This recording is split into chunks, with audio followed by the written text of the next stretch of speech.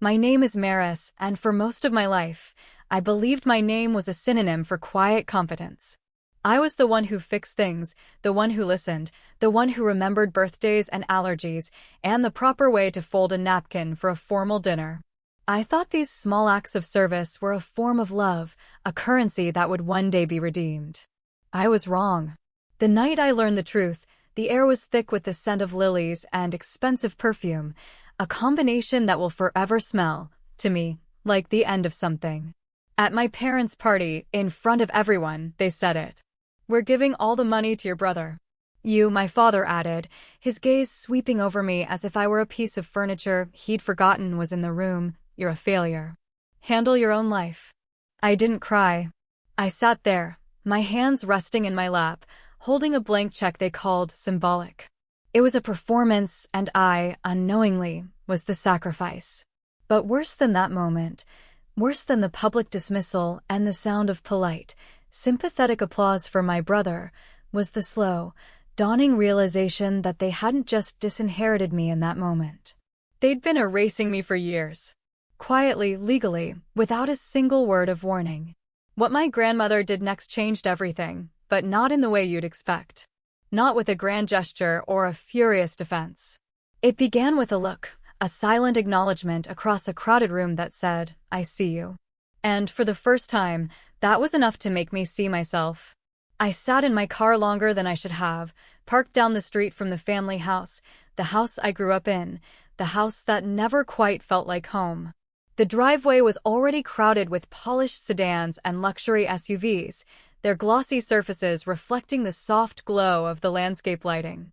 Each one felt like a quiet testament to success, status, and belonging, things that, in this family, I had apparently never earned. I found myself staring at the sprawling colonial facade like a stranger, tracing the familiar lines of the gables and the shadows cast by the ancient oaks that lined the property.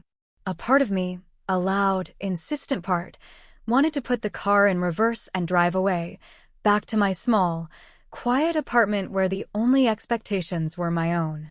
But you know how it is. Some events are compulsory. Attendance a tax you pay for the privilege of family, even when you know you're walking straight into something ugly. Finally, I killed the engine, the sudden silence amplifying the nervous thrum in my chest. I grabbed my coat, a simple navy wool that felt inadequate against the backdrop of what I knew would be a sea of designer labels, and forced myself to walk up the flagstone path. The motion-activated porch light flooded over me as I reached the heavy oak door. I paused, half expecting someone to greet me. No one did. Typical. Inside, the party was in full swing. Crystal glasses clinked, a low hum of conversation buzzed through the foyer, and waves of laughter echoed from the formal dining room. All those faces, some related by blood, most just orbiting the family like satellites drawn to the gravitational pull of wealth and influence. I hovered near the entrance for a moment, an island of stillness in a river of motion, but no one noticed, or perhaps they pretended not to. So, I moved through the crowd quietly, a ghost at my own family's feast, heading for the dining room. I knew my seat wouldn't be waiting. It never was. Look who finally made it. My mother's voice, sharp and cool, sliced through the noise. She was standing beside my father near the grand fireplace, both of them dressed with an impeccable, effortless elegance that always made me feel slightly rumpled. She smiled at me, but it was the kind of smile that was all mechanics and no warmth, a polite arrangement of her features that didn't reach her eyes. "Traffic," I murmured, the word feeling flimsy and pointless. She didn't reply. She just turned away, her attention already snagged by the task of adjusting a vase of white lilies on the buffet table, as if their precise alignment mattered more than my arrival. I found an empty spot at a small, circular table in the corner, far from the long, magnificent mahogany table where the family sat front and center. I wasn't even close. I watched as my father, Delroy, raised his wine glass and tapped it lightly with a silver knife. The room hushed, a ripple of attention turning towards him. "Thank you all for being here tonight," he began, his voice smooth and practiced, the same resonant tone he used when giving a boardroom speech. "Tonight isn't just about celebrating another successful year. It's about celebrating the future. I knew what was coming. I'd felt it in the air for months, a subtle shift in the family dynamics, a tightening of the circle that left me on the outside. But knowing it and hearing it are two different things. Hearing it still hit me like a plunge into icy water. "We've decided," my father continued, his eyes sweeping over the adoring faces of his guests, "that the family's savings, the full trust amounting to $1.3 million, will go to Jarth. He's earned it. He's the future of this family." The room erupted in polite, conditioned applause.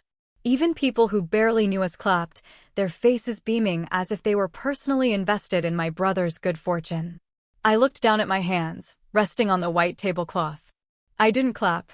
And as for Maris, my mother, Carlin, chimed in, her voice light, almost an afterthought. "Well, she's always been the independent one. She knows how to handle her own life." The silence that followed her words was louder than any insult. My throat tightened, a lump forming that felt first like grief, then like a stone lodged in my chest. I wasn't even surprised. That was the saddest part. No one looked at me. Not Jarth, who offered a small, self-deprecating smile to the crowd. Not my cousins, who were already raising their glasses. Not even my grandmother, Anitra, who sat at the far end of the main table, her expression unreadable. My father lifted his glass again, smiling that proud, benevolent father smile he always reserved for my brother. To Jarth. More clapping, more toasts, more cheers. I sat there, stone still, swallowing the metallic taste of iron in my mouth. And in my head, a single, silent sentence kept screaming, a desperate protest against my own vanishing. "I'm still here." I was right there, in the same room, breathing the same air, and yet I was invisible. The laughter around me dulled into a flat, white noise. My hands gripped the edge of the table as if I might fall off the face of the earth. After the toast, my mother approached my corner. She held out a small, decorative envelope, its edges trimmed in gold, like a party favor. "This is for you," she said smoothly, her voice betraying no emotion. "A little something from the family." I hesitated, then took it. My fingers were trembling. Inside was a check, printed with the family's official bank details, made out to me. The amount, $0. For a moment, I didn't process it. It was just numbers and lines on a piece of paper. Then I looked up at her. She was still smiling that empty, perfect smile. "It's symbolic, dear." Behind her, I heard a few soft chuckles. Not loud, not overtly cruel, but they were there. The sound pricked my skin like tiny needles. I folded the check slowly, deliberately, and put it back in the envelope. My mother watched me, her head tilted slightly, as if she were expecting something. Gratitude, maybe.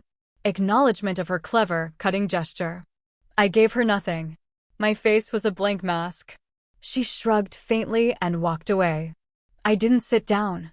I collapsed into the nearest empty chair, which happened to be pushed against the wall, away from any table.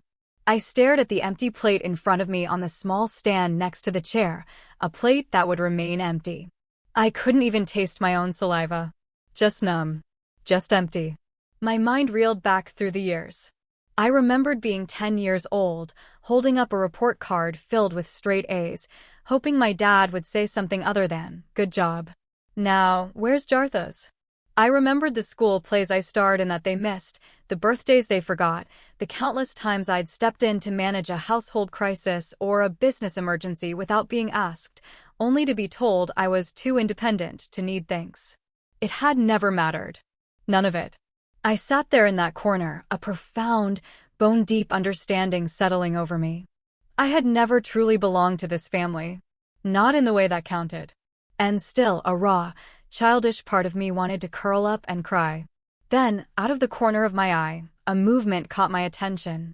At the far end of the room, someone was standing up. Slowly, deliberately. It was Grandma Anitra. Her voice, quiet but carrying a lifetime of authority, cut through the room like shattered glass. "Now it's my turn." My grandmother's voice sliced through the chatter like a blade. Everyone stopped. Forks hovered midair. Wine glasses paused just before lips. Even my father turned, his eyebrows lifted in an expression of mild, dismissive surprise. You can celebrate your son, Delroy, she said, her voice steady and calm, each word precisely enunciated. But don't erase your daughter. The silence that followed was heavy, almost physical. People shifted uncomfortably in their seats. A few glanced at each other, their eyes wide, unsure whether to react or pretend they hadn't heard. My father laughed lightly, that forced, charming kind of laugh he used when deflecting uncomfortable questions in boardrooms. Come on, Mom. Don't make a big deal out of nothing. Maris is fine. She's independent. That's a good thing, right? Some of the guests chuckled along nervously as if they'd been cued. And just like that, the moment was over. The tension dissipated, the conversations resumed, and the brief flash of defiance was swallowed by the party's relentless cheer. I felt something stir in me for half a second when Grandma spoke. A flicker of hope, maybe. The feeling that someone had finally seen the injustice, that someone would stand up for me.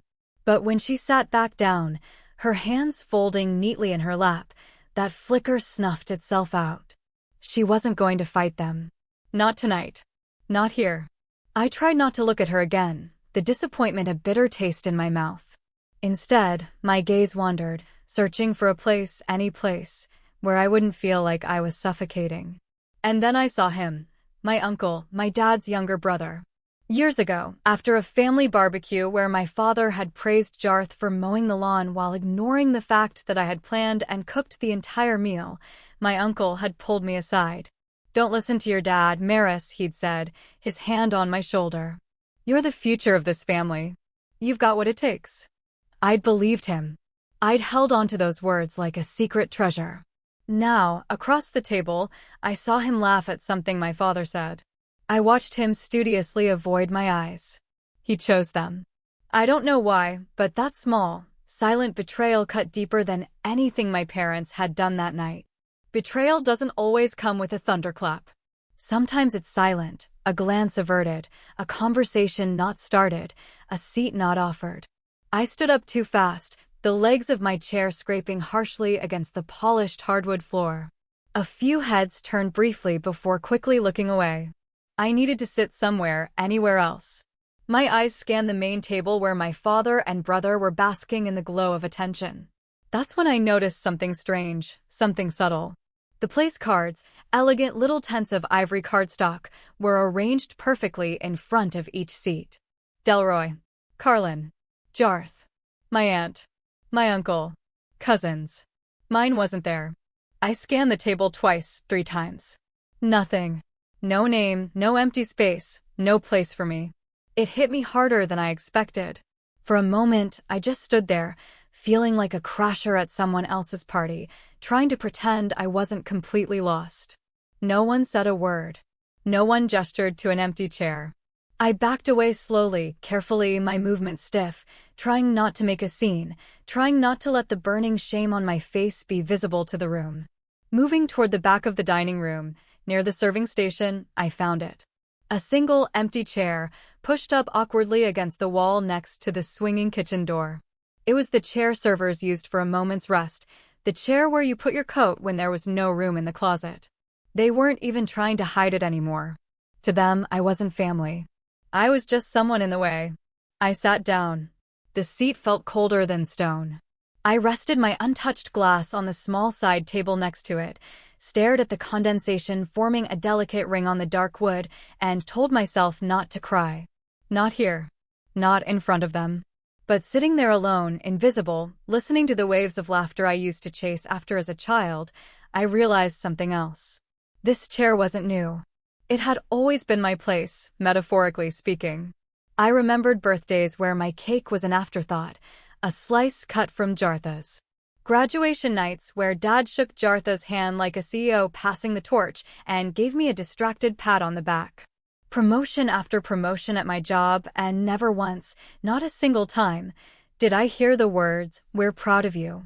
I'd been the backup plan, the family's emotional and logistical insurance policy, kept quiet in the corner until needed, and apparently, never truly needed. Tonight just made it literal. I ran a finger along the edge of the chair. Its surface was chipped and worn, probably dragged out from storage for the occasion. I could either cry here, in front of all of them, or I could go numb. I chose numb. It was safer. I lifted my glass, more for something to do with my hands than out of any desire to drink, and watched the reflections of the chandeliers dance against the ice cubes. My hands were steady now, steadier than my voice would have been. And then, a strange feeling pulled at me, a sense of being watched. I looked up. Across the room, through the glitter of wine glasses and the soft focus of the crowd, Grandma Anitra was watching me. Her face was unreadable. No smile, no frown, no apology, just a direct, unwavering gaze. She didn't blink, didn't look away. I wanted to look down, to pretend I hadn't seen her, but I couldn't. Something about that steady, relentless stare felt like a question I didn't yet understand. And somewhere deep inside me, even in that cold, solitary chair, a seed of something new was planted. A seed of defiance that had not yet broken the soil. That morning, sunlight felt like a lie. I'd barely slept, replaying the night's events in a torturous loop. I lay in bed long after the dawn, staring at the textured ceiling of my hotel room, listening to the muffled sounds from the hallway, breakfast trays being wheeled past, polite conversations, the clinking of cutlery, as if last night hadn't happened. But it had. I forced myself up, showered, and dressed, not because I felt ready to face them, but because not showing up would have given them another reason to call me fragile, another victory in their quiet campaign of dismissal. When I stepped into the hotel's sun-drenched dining hall for the farewell brunch, the air smelled of citrus and freshly brewed coffee. Voices hummed together, a pleasant, civilized backdrop to the clatter of silverware on porcelain. It all looked so warm, so inviting. I felt cold inside. My mother spotted me first. "You're here." "That's good," she said, with the same detached tone someone might use when seeing a neighbor's cat wander into their yard. I just nodded, unable to find a word that felt worth saying. Being here wasn't strength. It was an obligation, a final act in a play I desperately wanted to leave. I sat at a corner table near a large window, a place where no one would notice whether I was smiling or crying. As their laughter carried through the morning light, my mind carried me elsewhere, years back, to the real beginning of my erasure. After my grandfather died, the family fell apart in quiet ways. Not with screaming matches, but with endless, somber meetings. The family's small but successful manufacturing company, his life's work, had been left in a state of chaos. My father said he was too busy with his own ventures. My mother claimed she didn't understand the numbers. Jarth, they all agreed, wasn't ready for that kind of responsibility yet. So, at 26, I was the one who stayed. I was the one who worked. I spent nearly a year in the lawyer's office every other day, poring over spreadsheets, untangling convoluted legal documents, and deciphering the corporate records my grandfather had left behind. I remember the late nights, my eyes burning from staring at the screen, my fingers aching from typing, knowing that I wasn't just fixing numbers. I was saving what my grandfather had built. I was preserving his legacy.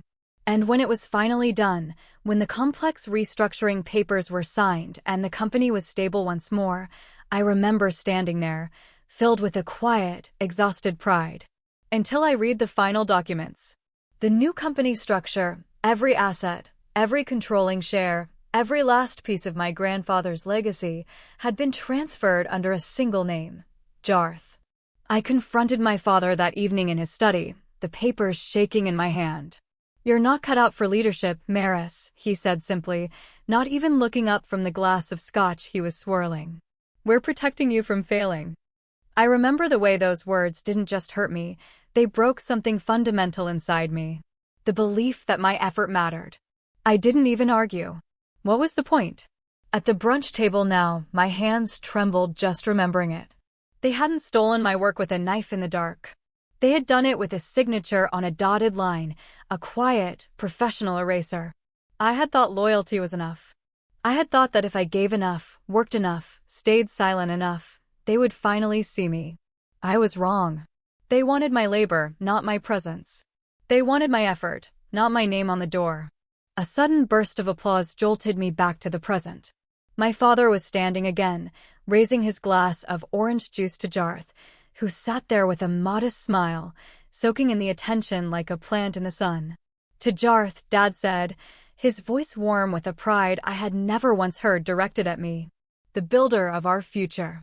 I heard the words, and before I even knew what I was doing, my hands moved. I started to clap. Out of habit, out of conditioning, out of years and years of applauding my own erasure. I stopped myself halfway through the motion. My palms hovered in the air, open and empty. It hit me with the force of a physical blow. I was celebrating my own disappearance. I lowered my hands slowly, pressing them into my lap. No one noticed. Why would they? I looked down, swallowing a wave of shame so thick it burned my throat. But then, across the room, I met her eyes again. Grandma Anitra. She wasn't clapping. She wasn't smiling. She just looked at me. And this time, she gave a small, almost imperceptible nod. But I understood it perfectly. She wasn't going to save me. She was showing me that I could save myself. I looked down at my own hands, at the fingertips still trembling slightly, and a thought came, uninvited, but with absolute clarity. They didn't steal my foundation overnight. I handed them the bricks, one by one. And with that, something inside me shifted. Not into anger, not yet. It shifted into realization. And sometimes, realization is far more dangerous than fury. That realization wouldn't let me breathe. After the brunch ended, I remained at the table long after most of the guests had wandered off to the terrace for a final round of drinks. I watched the shadows stretch across the walls of the Grand Hotel, the sunlight pooling on the polished floors like it didn't belong there either. And when the room finally emptied, I found myself standing and walking, my feet moving with a purpose I didn't yet understand. I wasn't sure where I was going until I saw her door. Grandma Anitra's apartment was attached to the main house, a self-contained suite that felt like a world apart. The hallway leading to it smelled of cedar and old books, a scent of quiet history that stood in stark contrast to the sterile perfection of my parents' home. I hesitated before knocking, my hand trembling as I raised it. She opened the door before my knuckles even touched the wood. "It's time," she said softly. Her voice held no judgment, no effusive welcome, just a sense of quiet inevitability. I stepped inside. Her apartment was small, but filled with a lifetime of memories. Shelves were lined with leather-bound legal books, their spines cracked with age. The walls were covered in framed black and white photographs of people I recognized only from family stories. A beautiful, intricate quilt was draped over the back of the couch, stitched by hands long gone. I sat where she pointed, a worn armchair with faded floral upholstery that faced her own. Neither of us spoke for a long moment. The silence wasn't awkward. It was heavy with unspoken words. Then, Grandma Anitra said, "I should have told you sooner." My throat tightened. Told me what? She reached for a thin wooden frame on the bookshelf. Inside, behind the glass, wasn't a photograph. It was a property deed. Old, faded, the ink slightly blurred with time. "This house," she said quietly, her voice fragile, "this entire estate, was supposed to be yours." I just stared at her. I don't understand." She kept her gaze steady, refusing to let me look away. "After your grandfather died, your father promised me, he swore to me, that I would have this estate for the rest of my life, and that after I was gone, it would go to you. That was your grandfather's wish." I felt my stomach lurch. She continued, her voice brittle as autumn leaves. "But 2 years after your grandfather passed, Delroy changed the paperwork. Quietly. He had me sign some documents he said were for tax purposes. He added Jartha's name. He took yours off before you ever even knew it was there." I shook my head, a fog of disbelief clouding my thoughts. Why didn't you say anything?" "Because he's my son," she whispered, and for the first time, I saw the deep pain in her eyes. I kept believing he'd remember that. I kept believing he would do the right thing. She looked smaller, somehow, older and more vulnerable than I had ever seen her. And in that moment, I realized I wasn't the only one who'd been erased. She'd been erased, too. We were just 2 different versions of the same betrayal. She, out of a misplaced loyalty. Me, out of a lifetime of neglect. I wiped my damp palms against my knees, struggling to find words. "Why now? Why are you telling me this now?" Her voice cracked slightly. Because I can't protect you by being silent anymore. She reached for a small, carved wooden box on the side table and opened it. Inside, folded carefully, was a single sheet of paper. She handed it to me. It wasn't the deed. It was a contract of sorts. Not notarized, not officially filed, but signed. A promise. I read my father's name, scrolled in his familiar, confident ink. The wording was simple, but painfully clear. The estate was to remain in Anitra's possession for her lifetime, after which sole ownership would transfer to me, Maris Harris. "This is your proof," Grandma said softly, her finger tapping the page. I stared at it and I froze.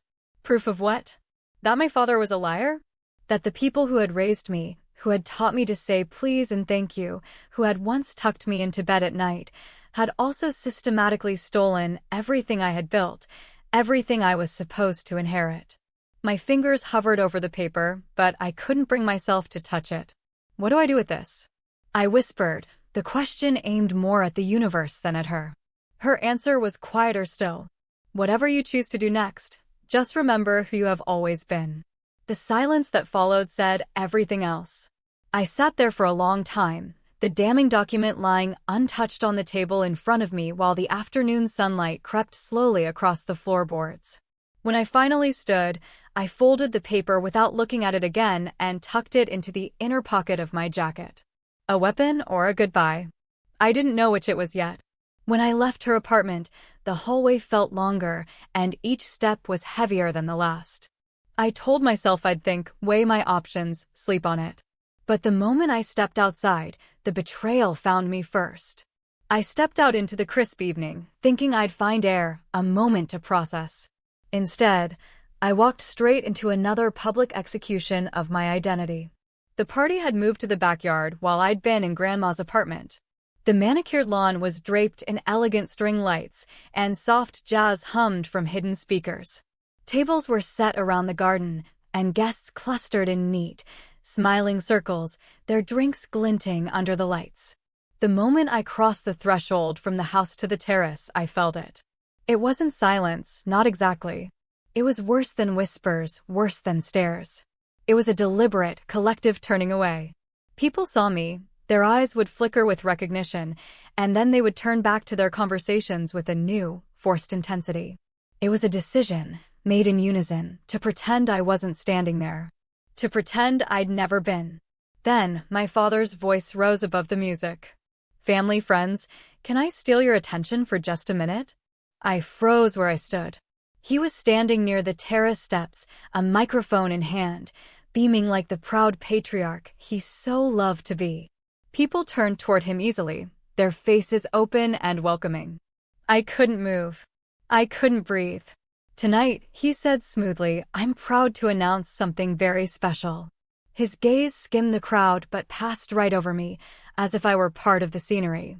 The Family Foundation, what many of you knew as the Harris Legacy Fund, is getting a new name. A ripple of interest went through the crowd. Some people leaned forward. My legs went cold. From today forward, my father continued, his voice swelling with performative pride, it will be called the Jarth Harris Foundation. Applause broke out, enthusiastic and loud. And in the noise, no one noticed that I had stopped breathing. The foundation was mine. I had founded it right after college, named it after my grandfather, and built it during years when I worked 2 jobs and donated every spare dollar I had to keep it alive. It was my passion, my one true legacy. But now it had a new name. His. My brother's. I remember looking down at my hands. They were shaking. Not with rage, not yet. Just with a profound, hollow emptiness. I wasn't angry. I was nothing. Around me, people clapped. Someone next to me, maybe a cousin, maybe a neighbor, brushed my shoulder lightly. "Congrats," they said, their voice full of genuine warmth for my family. I didn't answer. I don't think I even looked up. Then I felt the strangest, most horrifying thing. I felt my own hands moving, rising to applaud. I had started clapping without realizing it, a purely conditioned response, as if some deep, broken part of me still believed I should. I caught myself, my fingers frozen midair, and jerked my arms down so fast I nearly dropped the small clutch I was holding. I wasn't just being erased. I was applauding it.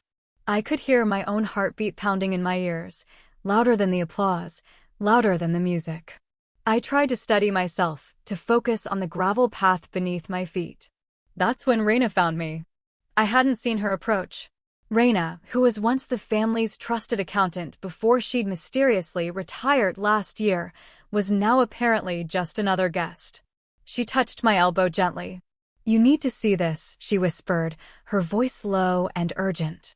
She pressed a thick manila envelope into my hand.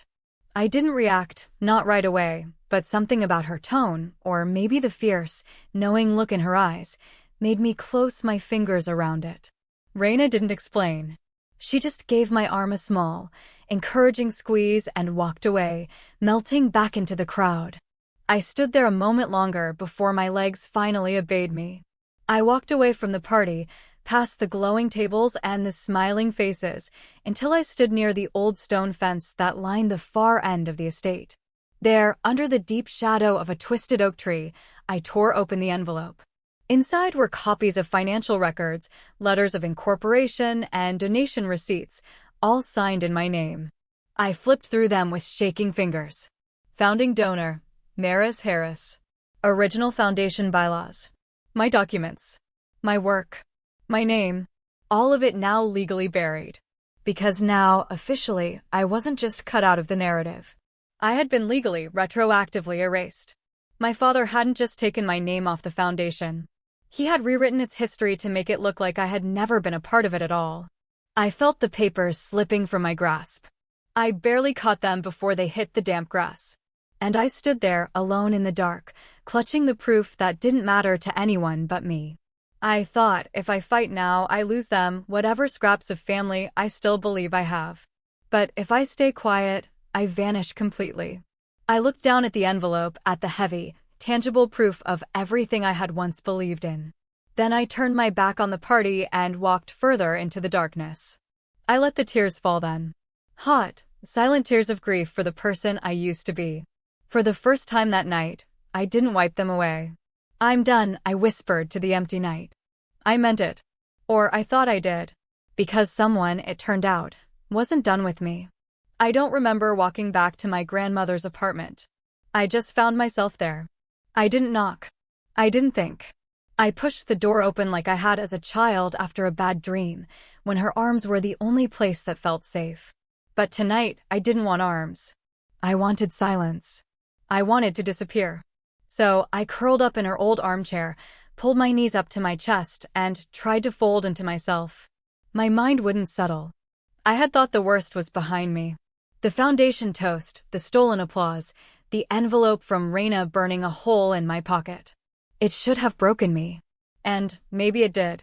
Because sitting there in that small apartment that smelled faintly of lavender and old paper, I told myself something I never thought I'd admit. I've lost. I was never meant to win. And for the first time that night, I truly believed it. I must have sat there for an hour before I realized I wasn't alone. I heard the front door close softly, the light click of old shoes crossing the carpet, and then the gentle creak as someone lowered themselves into the matching armchair beside mine. I didn't need to look. I knew it was her. Grandma Anitra didn't speak. Not for a long time. She just sat there beside me, a quiet, breathing presence in the dark, waiting. Finally, after what felt like an eternity, she said a sentence so quiet I almost missed it. "I let them take your grandfather from me. I won't let them take you too." That was all. And it shattered me. I didn't cry the way I expected to. Not at first.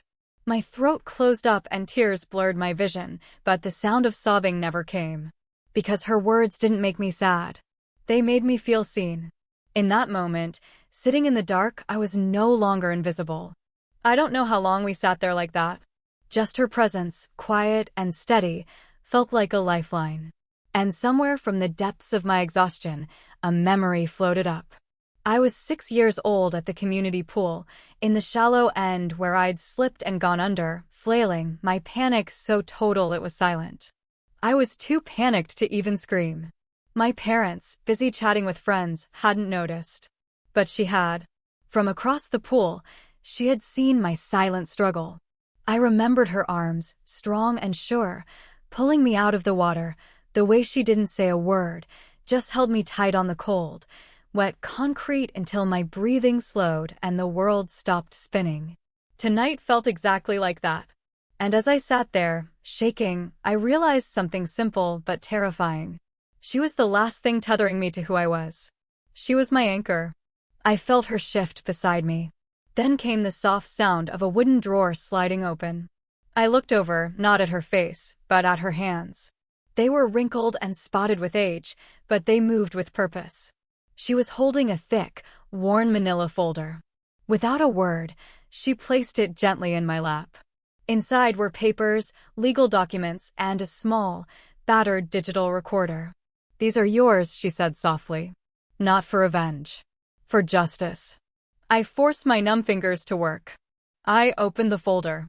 The first thing I saw were the original ownership documents for the estate and my grandfather's will, with his handwritten notes in the margins. There were signed agreements, never revoked, proving that the house we were sitting in, the house my father had claimed as his empire, was never his to claim. Then I saw the recorder. She told me what was on it, though I didn't dare play it yet. A confession. My father, recorded years ago during a moment of unguarded arrogance, admitting to a business associate that he had altered the property deed. His voice, she said, was undeniable. I felt like I couldn't breathe. I looked up at her, my eyes wide with a desperate, lost feeling. "I don't know if I can," I whispered. "Can what?" "Fight," I said, the word tasting foreign on my tongue. "I don't know if I can do this. If I use this, am I just becoming like them?" Her expression didn't change. It was as solid and unyielding as granite. "It's not about taking what's theirs," she said, her voice like stone. "It's about reclaiming what is yours." And there it was. A line drawn in the sand. A clear distinction between surrender and self-preservation. I sat still, staring at the papers, at the recorder, at her steady, waiting hands. Then, slowly, I looked at my own. I had always thought my hands were weak, empty. Now they held proof. Proof that I mattered. Proof that I existed. And for the first time, maybe in my entire life, I felt something stronger than fear taking root inside me. Resolve. I lifted my head, wiped my face with the back of my hand, and whispered, not to her, but to myself, "Then I'll stop being the failure." Grandma Anitra didn't reply. She didn't need to. I stood up, took the folder, and for the first time that night, I stood up straight. That night, I didn't sleep. I planned. Not in anger, not even in pain, but with a new, cold, deliberate clarity. For 2 full days, I shut the world out. I stayed mostly in Anitra's apartment, where the old silence of her shelves and her law books became my companions. She rarely spoke, just watched with her knowing eyes as I went through document after document. I think she understood, better than anyone, that I wasn't plotting revenge. I was unlearning a lifetime of silence. I met with her lawyer, a man named Mr. Forrester, who had a voice like a court stenographer and eyes that didn't blink.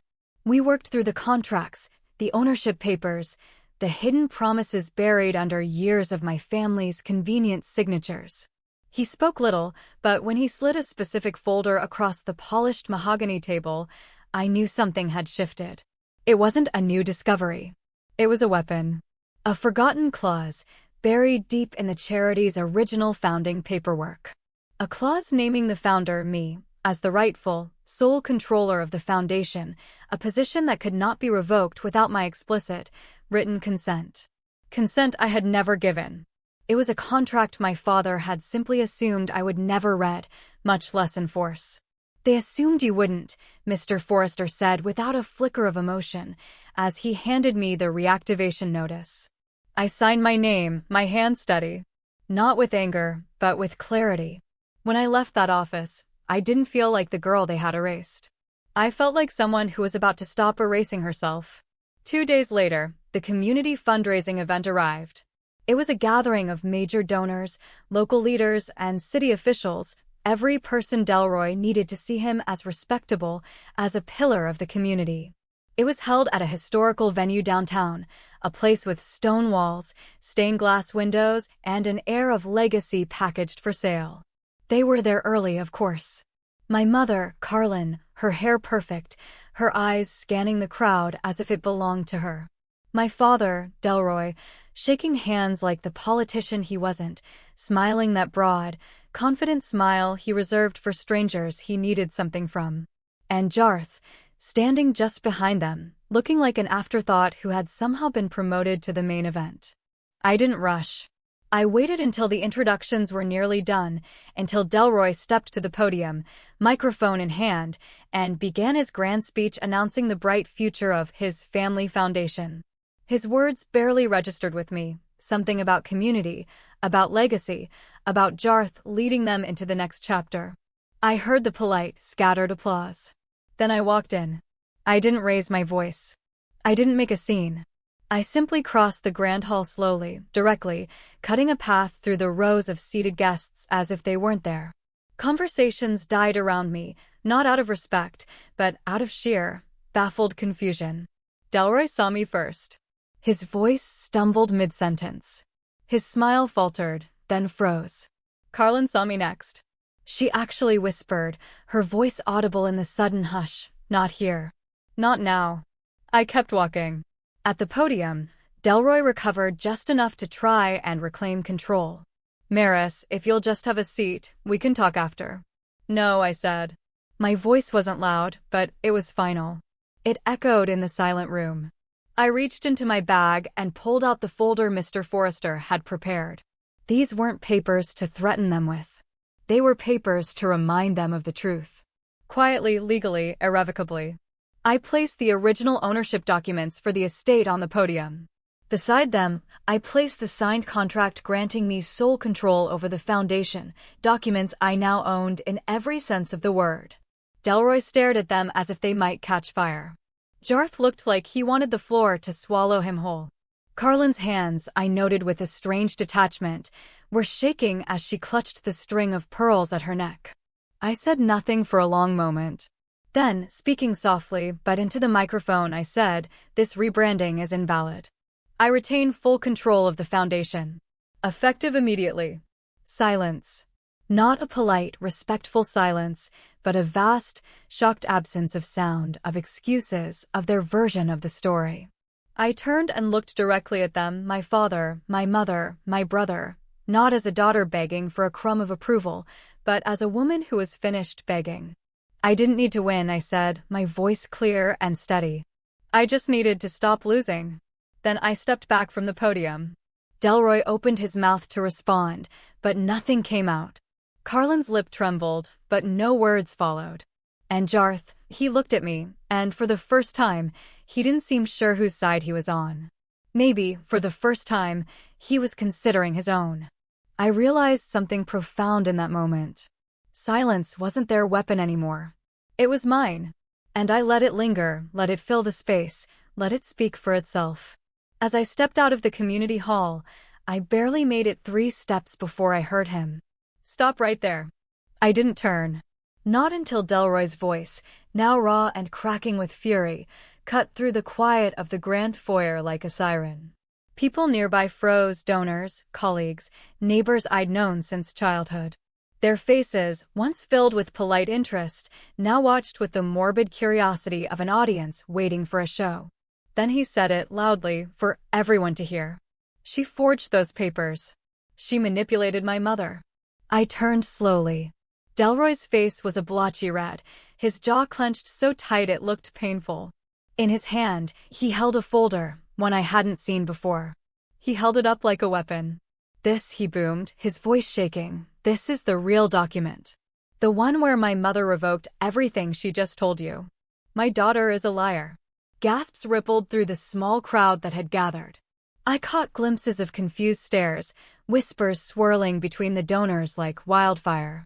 Carlin was beside him now, her hand on his arm, nodding vigorously. "Don't believe her," she pleaded to the onlookers. "You know how she's always been." It hit harder than I expected. Maybe because some naive part of me had hoped they wouldn't go this far. Maybe because I wasn't truly ready to see my own father call me a fraud in front of people who used to hand me cookies when I was 6 years old. I glanced around. No one moved. Not a single person stepped forward to defend me. I felt my throat tighten. This was the final blow, wasn't it? The part where they would erase me for good, and this time, people would watch them do it. Delroy shook the folder in his hand again. She's been plotting this for years, even using my own mother's grief against me. I stood there silent. And then, from behind me, a voice I knew better than my own spoke. Enough, Delroy. Anitra. She didn't shout. She didn't need to. I turned as she walked forward, her cane tapping a steady, rhythmic beat on the marble floor. She moved slower than usual, but with an unshakable dignity. Beside her, Mr. Forrester followed, holding a locked document case. Delroy's voice cracked. Mom, you know what you signed. Tell them. She met his gaze, her expression as flat and cold as a winter lake. I know what I never signed. Then she nodded to Mr. Forrester. I watched, numb, as he placed the case on a nearby table and opened it with a decisive click. From inside, he pulled out a sheath of papers and the small digital recorder. He pressed a button. Delroy's voice, sharp and clear, filled the air. I changed the deed without telling Mom. What was she going to do? She's too old to fight me on it. The recording wasn't old or grainy. It was recent, a conversation he'd had with a financial advisor just last month, a conversation Anitra had suspected and quietly recorded. For a moment, no one spoke. Then the whispers turned, the direction of the tide changing in an instant. Delroy's hand shook. The folder he was holding slipped from his fingers and scattered across the floor. Beside him, Carlin's face crumpled. She tried to speak, but no sound came out. I could feel something tangible shifting in the air. For years, every room I entered felt like it was pushing me out. Now, people were physically stepping back from him. Jarth, who had been standing behind them this whole time, simply looked away. He didn't move to his father's side. He didn't try to help. He just disappeared into the background. Delroy staggered back a step. No, you don't understand, he stammered. But no one was listening anymore. No one believed him. I didn't speak. I didn't need to. For once, the silence was mine. I let it swallow him whole. Mr. Forrester turned to me, placing the final, notarized documents into my hands, my control over the estate, my legal position at the foundation, everything they had taken. Anitra touched my shoulder, her hand a warm, firm weight. Now it's yours, she said softly. Do better. I looked down at the papers, felt their physical weight, and yet I felt nothing. Not triumph, not satisfaction. Only a deep, profound exhaustion.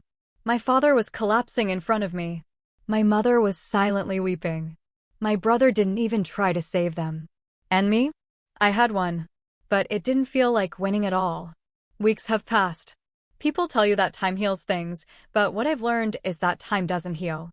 Time just makes things quieter. My phone hasn't rung. No surprise there. Jarth never called. Not even a message. Carlin sent one email, exactly 6 words, "We hope you're satisfied. Goodbye." I didn't reply. I wake early now, out of habit, not need. Some mornings, I sip my coffee before the sun comes up, sitting on the wide porch that used to belong to my grandmother. Now, it belongs to me. I look out over the quiet, sprawling yard, the same yard where every family photo was staged like a magazine ad. There are no photographers now. Just me and the silence. Anitra's home. My home. It feels too big, too hollow. But it's real. I've started small, one room at a time. I moved my things into her guest bedroom. The master suite feels too large, too much like it belongs to the person Delroy was pretending to be. Maybe one day I'll step into it. But not yet. I've been volunteering at the foundation again. Not as the face, not yet. I answer phones, process forms, handle the small, unseen tasks that keep everything running. It's strange, finding peace in being unseen when invisibility once felt like a punishment. But this time, it's on my terms. Every morning after my coffee, I do the same thing. I place one chair on the porch. Just one. A simple, wooden chair I bought myself from a small furniture shop in the nearby town. It matches nothing else in the house. People might call it ugly, but to me, it's familiar. It's the same type of chair they gave me at the party. The one shoved against the wall next to the kitchen doors. The one that told me exactly where I stood. But now, that chair isn't a punishment. It's a choice. I sit in it. I rest my coffee mug on the armrest, and I watch the sunrise. I tell myself I never needed their table. I just needed my own seat.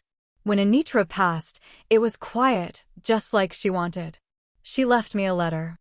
No money, no property, those things came through the lawyers. The letter was different. It was written in her handwriting, shaky but steady. Don't build walls, Maris. Build doors. Even if no one comes through them. I sat with those words for days, turning them over in my mind, wondering what she meant. I think I understand now. She wasn't telling me to forgive or forget. She was telling me not to close myself off entirely, not to become like them, isolated in a fortress of bitterness. It's tempting, you know. After a betrayal like that, the easiest thing to do is to shut every door and tell yourself you're safe. But safe isn't alive. Safe isn't love. Safe is just another kind of prison. So, I keep the porch open. Sometimes a neighbor walks by with their dog and waves. Sometimes not. And that's okay. The house is quiet now. No shouting, no stage dinners, no performances. Just the sound of creaking floorboards and sunlight filtering through dusty windows. I'm not healed. I know that. Some nights, I still dream about Delroy's voice calling me a failure. Other nights, I wake up thinking I'm back in that solitary chair beside the kitchen doors, invisible all over again. But the morning always comes. I always get up. And every morning, I carry that wooden chair outside, place it facing the east, and I sit. I tell myself that I'm not waiting for anyone to give me a place anymore. I am building my own. Maybe you've been waiting too. Waiting for someone to finally see you, to finally say, here's your seat at the table. Maybe you're tired. Maybe you've given too much of yourself to people who only ever took. I get that. I truly do. But maybe it's time. Time to stop waiting. Time to build your own. Don't build walls. Build doors. Even if no one walks through them for a while. Because someday, someone might. And even if they don't, at least you'll be free. The family.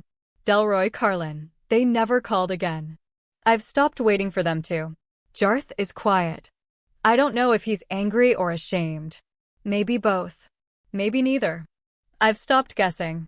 I still leave the space next to my chair on the porch empty. But not as a void. As an invitation. I believe someone will sit there one day. Maybe not family, maybe not anyone I know yet. But someone. And when they do, I'll pour them a cup of coffee. I'll say welcome.